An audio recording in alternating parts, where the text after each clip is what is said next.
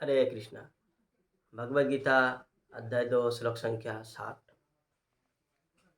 यतता हि अपि कौन्तेय पुरुषस्य विपच्चितः इंद्रियाणि प्रमाथीनि हरन्ति प्रसभं मनः।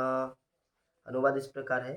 हे अर्जुन, इंद्रियां इतनी प्रबल तथा वेगवान है कि वे उस विवेकी पुरुष के मन को भी हर बलपूर्वक हर लेती है, जो उन्हें बस में करने का प्रयत्न करता है। यहाँ पे भगवान ने पिछले श्लोक में बताया कि कैसे हमें जो उत्तम रस है उसको आस्वादन करके हमें भौतिक जगत में मन को स्थिर करना है, भक्ति में स्थिर रहना है। तो ऐसा क्यों करना है, तो इसके बारे में यहाँ पे बता रहे भगवान।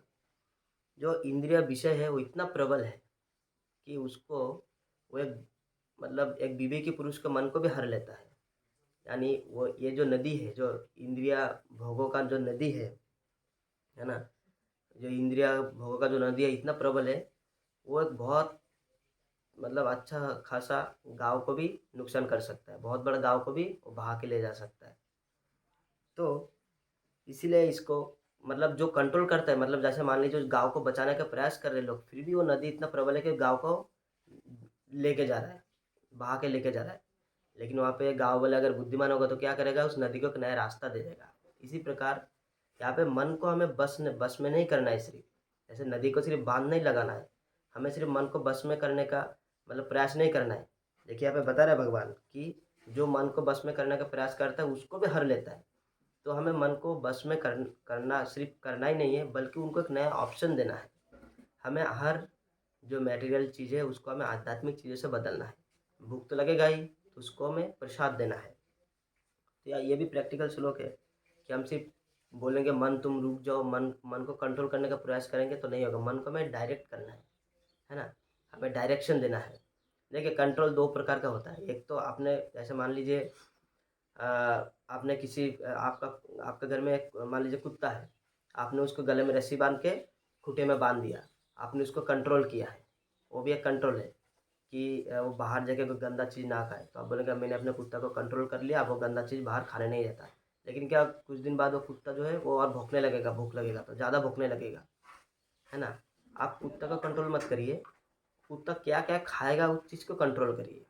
यानी कुत्ता के खाना पीने को कंट्रोल करिए। जो कुत्ता पहले गंदा चीज़ बाहर जाके खाता था, अब कुत्ता को बांध लीजिए, अच्छी बात है, लेकिन उसको अच्छा खाना भी दीजिए साथ में, ताकि वो भौंकना बंद कर दे। इसी प्रकार हम अगर सिर्फ मन को कंट्रोल कर लेंगे, ठीक है, और हम उसको कुछ अच्छा चीज़ नहीं देंगे, अच्छा चीज़ें आध्यात्मिक कार्य में नहीं लगाएंगे, तो फिर मन तो ज़्यादा एक तरीके से ज़्यादा उथल-पुथल मचा देगा, हमारी इंद्रिय ज़्यादा उथल-पुथल मचा देगा। नहीं कुछ तो देखना है, कुछ तो खाना है, कब तक वो सहन करेगी। इसीलिए हमें जैसे हम उस कुत्ता को खाना सेलेक्ट करके दे सकते हैं कि तुम ये नहीं ये खाओ, इसी प्रकार हम अपने इंद्रियों को इंद्रिय विषयों को सिलेक्ट करके दे सकते हैं। तुम ये नहीं ये खाओ, ये नहीं ये देखो, ये नहीं ये सूंघो, ये नहीं ये सुनो, है ना।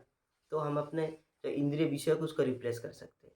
हमें बंद नहीं करना है इंद्रिय भोगों को, हमें बस उस विषय को रिप्लेस कर देना है। जो जो मटेरियल भोग हम पहले अपने इंद्रिय के माध्यम से कर रहे थे, उसको हमें स्पिरिचुअल भोग में लगाना है। जैसे मैंने पिछले श्लोक में भी बताया, आप अगर नहीं देखे तो आप जाके देख सकते हैं, सुन सकते हैं कि जो पहले हमारे आँखें वो बॉलीवुड मूवी देख रहे थे, अभी हमें भगवान का लीलाएँ देखना है, कथा देखना है, भगवान का द विग्रह का दर्शन करना है। जो कान पहले बॉलीवुड का म्यूज़िक सुनते थे, अभी हम भगवान का कीर्तन, हमें कान को भगवान का कीर्तन सुनाना है, भगवान का लीलामृत कथा ये सब श्रवण कराना है। जो हम पहले मांस, मच्छी, अंडा ये सब खा रहे थे, अभी हमें अपने उस जीभ को भगवान का प्रसाद का आस्वादन कराना है ना? जो हम पहले गंदे-गंदे चीज़ें जैसे मान लीजिए कोई मांस-मच्छी खा रहा है तो उसका तो बदबू आएगा ही नाक में। अभी हमें अपने नाक से भगवान के चरणों में अर्पित किया हुआ फूल सूँघना है, नरसिंह सेन का सेंट को हमें सूँघना है।